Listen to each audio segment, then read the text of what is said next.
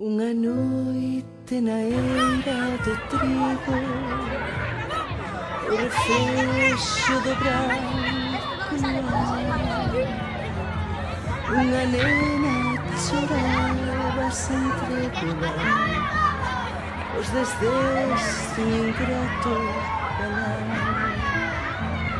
E a coitada entre queixas decía: xa no mundo non teño ninguén, vou morrer e non ven os meus ollos, os ollinos do meu proceder, e os seus ecos de malenconía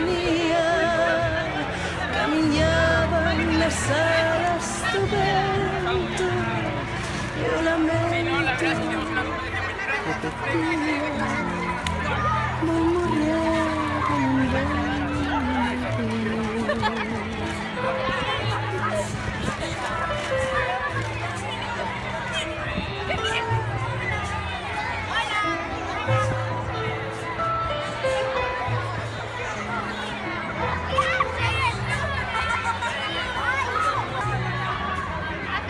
Lonxe dela de pôr sobre a popa unha leve negreiro papel. A ver, unha, dúas, tres, vamos.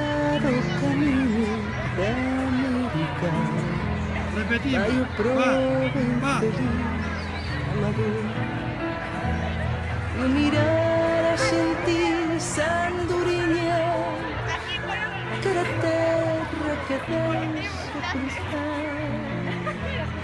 Quen pudera dar volta pensaba, quen pudera convosco voar, mas as aves e o buque fuxían sen oír seus amargos lamentos, só os ventos repetían: quen pudera convosco voar.